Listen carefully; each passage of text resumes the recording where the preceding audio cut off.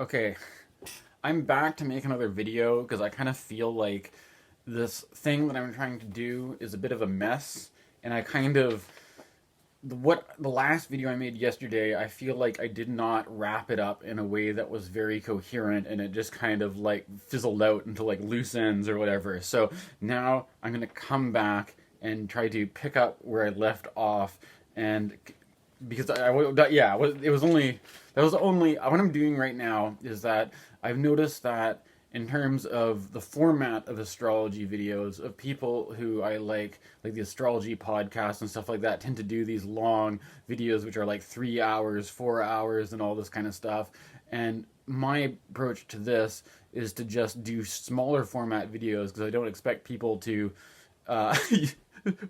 I don't. I'm kind of just doing this as I go, and having shorter format videos that are more accessible than having some big 6 hour thing where I lay it all out all at once. And it also gives me a capacity to kind of formulate as I go and look at where I'm going and kind of develop the idea as I go, kind of thing, right? Anyways, so I'm just gonna pick up reading from Dean Rudhyar. Uh, because there was this whole thing about moral relativism and the amorality of art and the whole cancel culture. You can't cancel things, as canceling creates the exclusion, which makes things evil, which designates them as being evil. And this is the whole issue, before I get into reading this, is that with the philosophy that I'm developing from taking J.F. Martel's courses, that it's not so much that good and evil are only created by making this kind of distinction. It's kind of comparative to the when Eve eats the apple from the Garden of Eden and is imparted with the knowledge of good and evil, and then that creates the fall from the Garden of Eden, and the idea of this kind of neutralization of the, which is actually really in line with some of the meditation teaching that I've gotten, which is in terms of you look at what is pulling you out into attraction, and you look at what is pulling you out into aversion, and you just be kind of neutrally mindful of the process of attraction and aversion, and develop a understanding of something that's more centered, basically, that you can, as a centering practice where you can see that the force of attraction and aversion could be like east and west, right? To say that attraction pulls me one direction and aversion pushes me another direction or whatever, but I'm not I'm something that's beyond those forces, right?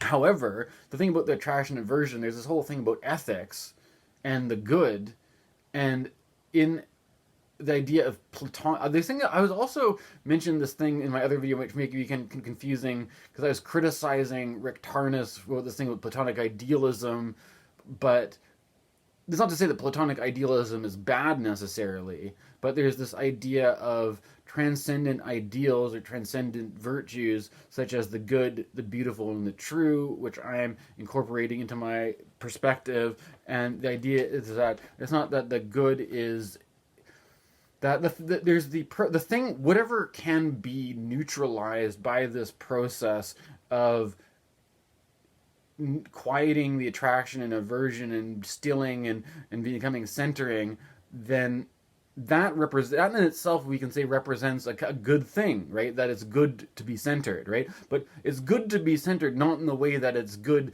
to get what you're attracted to, right? Because the idea of the pull of attraction is a good that's not the same as the good of being centered, right? These represent two different forms of good, and that I would argue that the good of being centered is actually more in tune with a transcendent virtue of good, because it has to do with a kind of a less defined, less conditioned kind of good that's not born of the world that a good is defined as fulfilling all these conditions, right? That the centered good doesn't necessarily need to fulfill any condition. The centered good is there transcendent of any condition, which makes the good more of a transcendent ideal.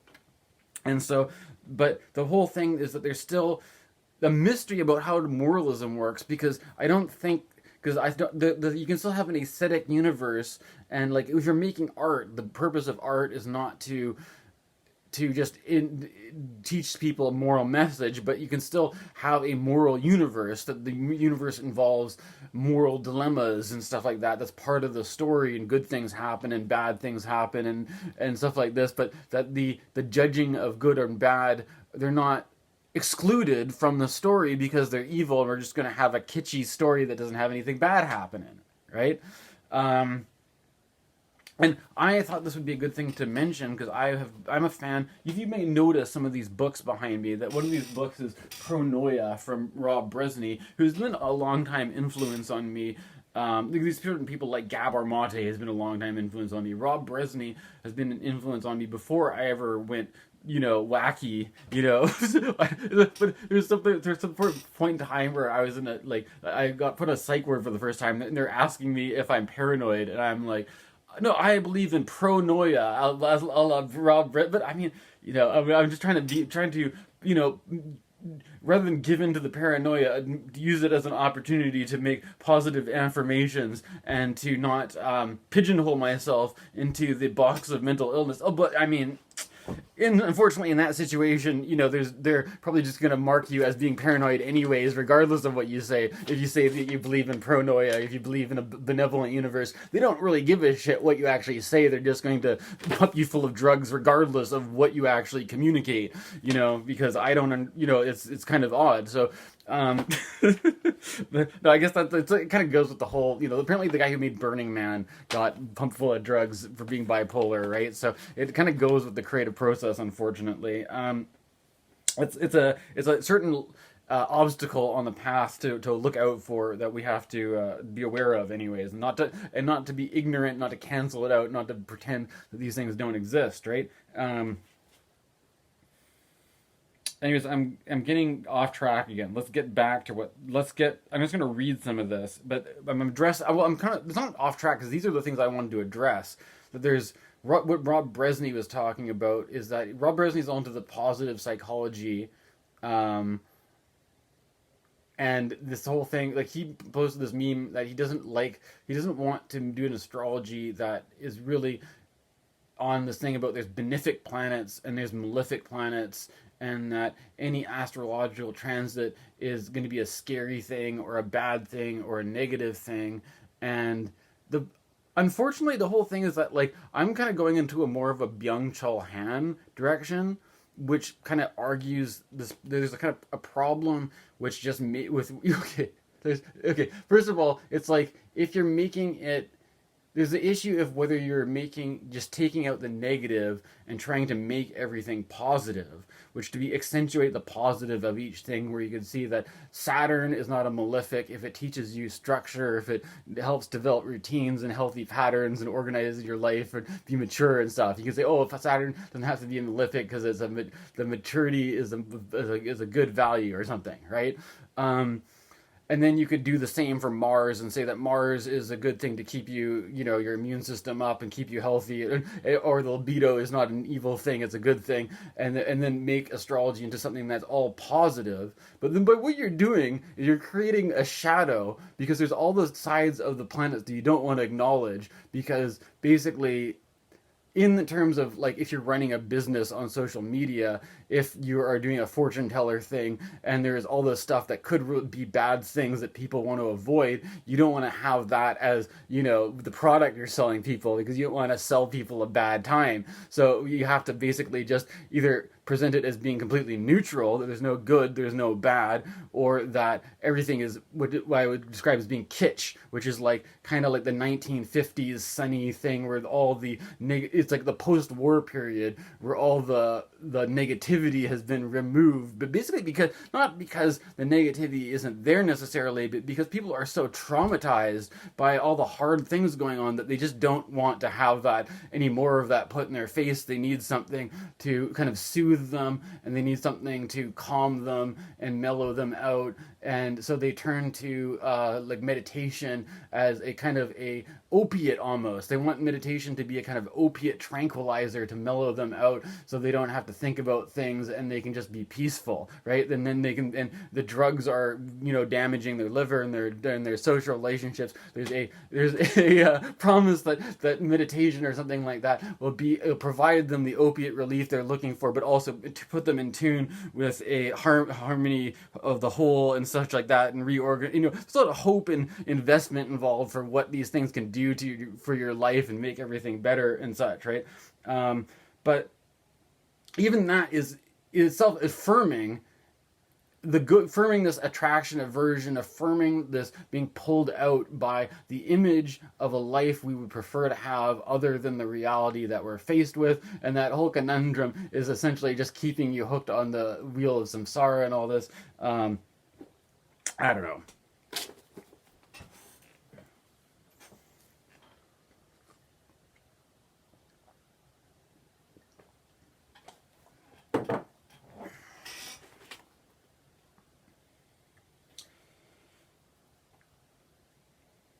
But there's something that I wanted to talk about as well, which has to deal with the historicity of some of this stuff. Which another thing that came to mind was that Dane Rudhyar, this book being written in 1936, is kind of telling, because this is before they had the World War II. This is before they had Hiroshima and Nagasaki.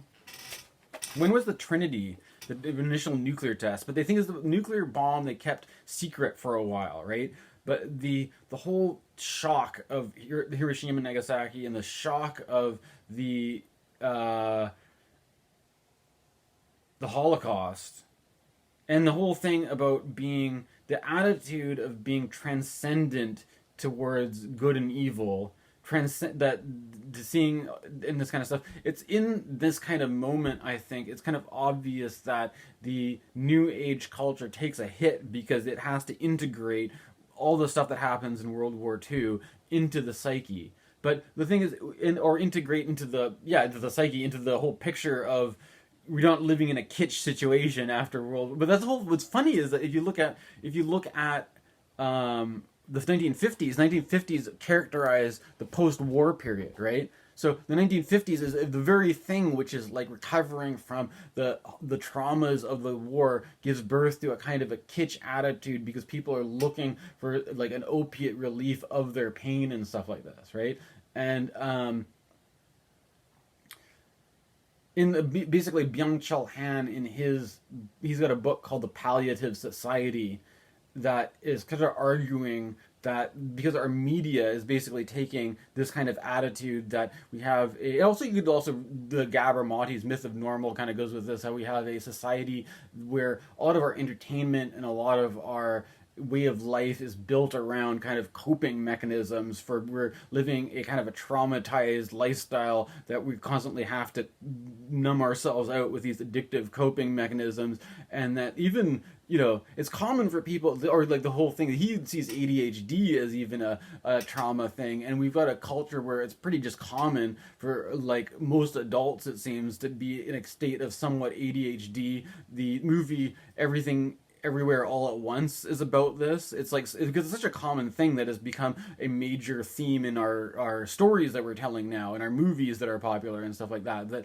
we're so saturated in all this media and stuff like that, and the saturation of media and attention going out to these blinking lights and all these things out there and looking for different internet personalities or whatever, it's like a leaving what essentially being present. Meditation is great because it's basically just restricting yourself from being distracted, right?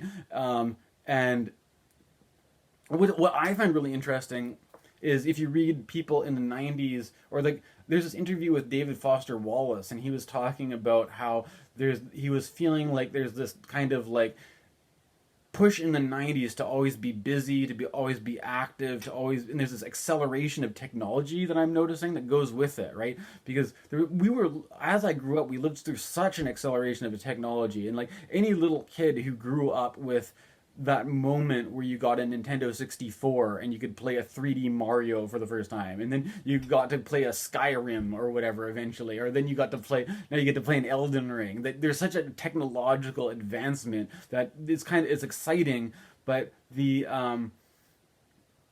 it's where am I going with this? That we're conditioned by all this technology. We're coming out of a traumatized, even where do you think they get the raw materials to make these video game consoles and stuff like that? There's trauma in the production of these things. We don't have to get into that right now, but we live saturated in trauma and saturated with all this coping mechanisms that drove things like the opioid epidemic and drove all this other stuff, and it drives the culture of media that we produce, right? And so that a lot of the media that we produce kind of takes the form of this kind of opiate tranquilizer effect, that people want media that they can just kind of tune out and that doesn't challenge them too much, or that people want stuff that's so challenging, that's so abrasive, that triggers some sort of excited response, right? That like with the Russel Brand stuff, right, where people are they want to keep on maybe I'm guilty of this. Maybe I want to be addicted to being constantly stimulated or constantly excited, and that's why I'm up making videos like this or whatever in the morning, right? I don't know, but yeah, what I'm trying to say is that the idealistic vision of the New Age, I think, was somehow affected by World War II, affected by the post-war period, and out of that post-war period, that's where you get postmodernism from, right? And the people kind of blame postmodernism for affecting because postmodernism says we can't have wholeness, but they're not really saying that we can't have wholeness. Postmodernism is saying, hey, okay, we have to account for what just happened. That we want to have the New Age. We're going to do this thing where we're like advancing with technology, we're advancing with consciousness, we're advancing with, we're going to make love and peace on earth and a new dawn for man. And we ended up just fucking blowing the fuck out of each other. What happened? Like, what happened there? Like, maybe, okay, and we have enough fucking weapons that we can do it all over again, and now we're going into fucking 2023. Let's not do that, please, right? And so basically, that's essentially the postmodernists were just basically accounting for this historical moment, and one of the forces that gave rise to this was the movement of fascism, or also the movement of whatever it is, what programmed us to be on such a destructive path, to think that it's normal to have that much violence and destruction, and putting so much productive energy into killing each other. Like it's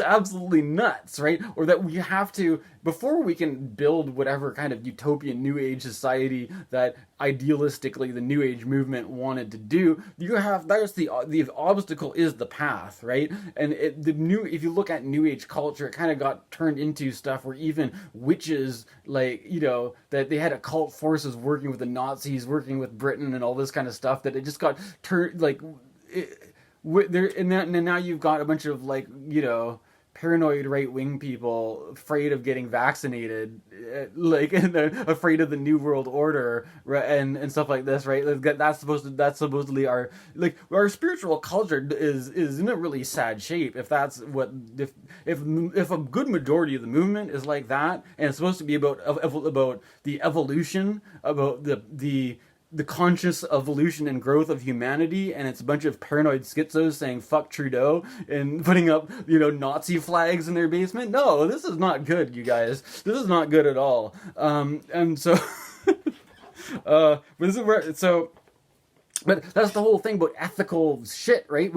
I have to be, okay, now if I'm a non-dualist, I have to look at all those guys, and I have to take a kind of aesthetically, and we have to see it as being in a work of art where there are different forces. But the thing is, if in a work of art where there's different it's not that forces don't represent moral forces, right? That they don't have, in a work of art you can have angels and demons, and you can have all sorts of things that represent moral forces in art, but the art itself is somehow transcendent of being moralistic on that level, in the way that the good is a transcendent ideal, I don't know. I'm trying to work this out, and how does it fit with astrology? How does it fit with Rob Brezsny, who wants to say that Saturn isn't a malefic, that Mars isn't a malefic, that Jupiter isn't a benefic, that Venus isn't a benefic, that there's no detriment, there's no positive, there's no association with any of the planets, right?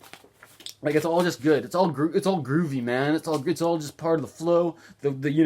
We're all one. We're all one mandala, and that whether you're bombing each other, whether you're having kids, or whether you're a homeless person or a CEO, it doesn't really matter, because it's all part of the dance, man. Like, it's like, but that's like kind of but that, unfortunately, that's kind of where we're going with it, right? In that, what I'm trying to say is that there may be, in the same way that there may be certain things which are palatable, right? Like that, in the way that we're looking for a certain, if we're hooked on addicted to certain things, there may be other things which we don't like, right? Because in the way that we've built a castle for ourselves, right? If we've built a castle, we've built a structure around a certain pattern, and that we see everything which threatens our pattern as being like the invaders, or being the germs, or being the disease that breaks down whatever is good and whatever is structured, right? But if you look at astrology, the lunar cycle is about a waning period or a waxing period. Okay, we should do it the other way around. Waxing and waning, right? The up and the down, the construction and the deconstruction dissolve and coagulate both together as both sides of the mandala. And the thing it's kind of funny that all these Jungians used to talk about the problem about balancing the masculine and the feminine, right? That there was out of balance, that we have the patriarchy of our masculine dominated society was blind to the whole stuff about the feminine and all this kind of stuff, and that the part of the balancing of the masculine and the feminine was that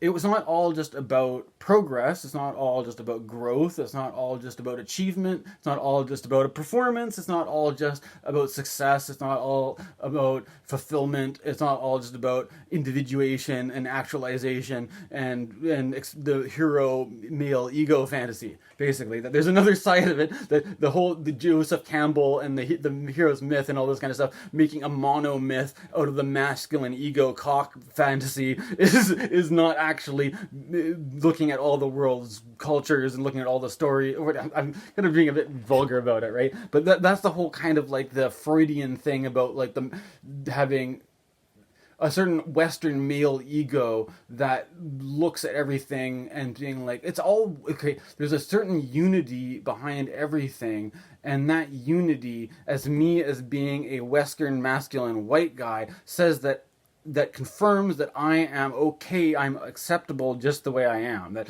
actually the world is acceptable as it is, because I don't have to be pulled out into these attraction and aversion forces, and there's a kind of a wholeness, there's a kind of a unity, and in that sense it gives me a sense of confirmation that everything is kind of right as it is. And then people make that, though, into being self-justification, because that self-justifies everything that we've done as white men, of killing the Indians, of being colonial bastards, of having empires, and it's all forgiven because Jesus has forgiven our sins and all this, and all, we're self-justified to be like this, so we're just going to continue these imperialistic, colonialistic patterns without any. We don't have to worry about morality anymore, because religion has sorted it out for us. We can be a complete psychopaths, basically, right? So that's the whole problem, is when you make that move, it should be clearly apparent that that's not a good move to make, because of how messy and psychopathic it is, right? But the whole thing is that you can. The danger of astrology, I think, is to see that, like, the self-justification of any position, but the thing is the relativity of any of those positions in respect to the whole, right? And that what has become, like, even Tarnas acknowledges this is the tyranny of one part over the whole thing, right? But we are essentially biased from our position as human beings, right? Because we look at like I'm in, like Slavoj Zizek is maybe not the first person that to bring into a conversation about astrology and stuff like this, but I was remember looking curious what he would say about the COVID thing, right? And Slavoj Zizek was making this kind of argument that, like, in terms of like a divine intervention and all this kind of stuff, that a virus represents kind of like the most basic, undeveloped, like bacterial kind of basic life form of we're constantly have to deal with a germ virus barrage and all this kind of stuff and these different environmental forces. There's nothing particularly meaningful about viruses, that they're just part of a natural environment that isn't ordered by some kind of like, the divine intelligence is kind of transcendent out of this basic like whatever, getting over colds and stuff like this. Like, he's making this argument that you can't use the interruption of the virus as being some kind of a divine message or something like this, right? But the thing about, if you look at this whole thing about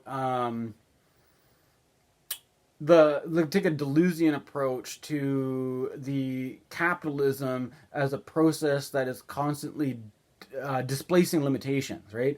That capitalism is always like going to look for a workaround, right? To be like, if I'm in a position and I need to make money to survive, and I want to survive, and money in itself is essentially fungible, that it gives you a certain realm of flexibility, because you make money off one thing, you can trade it for anything, and so that any way you can get if you can find any way to adapt to make money at all, then that money grants you as the same ability as if you can make money off one thing, is the same as making money off something else. So it creates this situation of being highly flexible and adaptable. So your limitation, if you can't make money this way, you can just make money some other way. However, this often the lowest common denominator could be something like, selling drugs or prostitution or crime or something. So making money in those ways has to be regulated, it has to be limited, right? And so, but if we decriminalize things, if we decriminalize, let's say like, drugs or something like that, or alcohol at one time was prohibition, there's a certain, where are the limits going to be? What is it okay to make money off of? What is it ethical to make money off of, and all this kind of stuff. And if capitalism, if it's just let's just maximize that as much as possible, so we can have as much people making as much money, and then with that, because that makes individuated people, that makes actualized individuated people, right? And because what we're approaching this from the position of a human ego and wants to self-actualize in competition with natural forces such as viruses and stuff like this. The whole thing is that we are part of an ecosystem, and if we just treat the ecosystem as being some dumb thing that isn't separate from any sort of divine intelligence, then as soon as the ecosystem starts trying to put a limit on us, saying, hey buddy, you're not the only ego here, there's other things that want to self-actualize too, and you might actually be killing off a lot of different species, you may actually be infringing upon different habitats, you may be kind of growing outside of your bounds, and hey, maybe the fact that you could fucking blow up the whole planet with nuclear bombs is a little bit outside of your abilities, if you're just a bunch of fucking narcissistic selfish assholes and stuff like this. And so that it's kind of, I find it strange to take this idea that to not see COVID as being a kind, there's a little, whether you want to bring God into it or not, there's this thing about Uranus, right? That is kind of like once you break out of this limit, then you've just opened a can of worms, because there's all this, if the limit isn't there, there's all this other shit that you haven't factored into the equation, and then if we're going, okay, well, whatever, a virus, we've been dealing with virus, okay, we'll solve that one, then it's like, okay, what's the next weird thing that you're creating, right? And we'll solve, what's the next weird thing, and then what you're basically inviting into this is that people get uncomfortable. The natural people don't want to be turned into, there's the cyborg kind of stuff, right? About whether people are uncomfortable about like nanochips and the vaccines and stuff, right? Whether or not that is actually a technology that exists right now, or there's any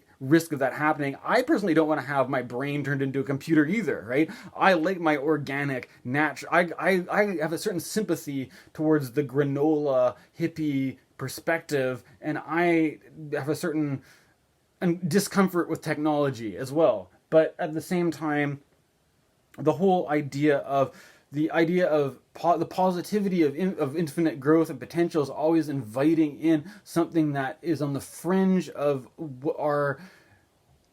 If we don't have any human limits, then we're going to have a interspecies limit imposed upon us in the form of either some kind of a predator or some kind of challenge to our sense of going outside of our bounds, our basic hubris of what we think we can do as humans, and what we can achieve, and what kind of a pace, and our obsession with acceleration and infinite growth and infinite potential and all this, right? And that the thing about astrology is that it keeps us bound within a cycle, that we understand that there's only so much, what goes up must come down, and we must kind of keep bound within this thing, and there's a kind of it's to free ourselves from that cycle and just to go spiraling out into infinite, well, I mean, if infinite progression, infinite whatever evolution, we're gonna have one COVID after another the more we do this, basically. And then each time we have one of these, it's going to be creating splinters and divisions which fracture our ability to have any form of wholeness, coherence as a society, because every time we hit one of these things, it's going to fracture people in different ways, and it's going to be like the Tower of Babel, basically, that you build the tower too high and it falls, essentially, right? And this is essentially what the mythic stories are try to warn us about. This is half an hour. I'm just kind of riffing here for half an hour. So whatever. I'm just gonna leave this one. This half an hour is good enough. I'm sure I've got some good stuff in here, I guess. Okay. I don't know if this really applies to I don't know where I'm going with this in terms of delusion stuff or whatever. I'm just thinking, what am I fucking going to title this one? I don't know. Oh well.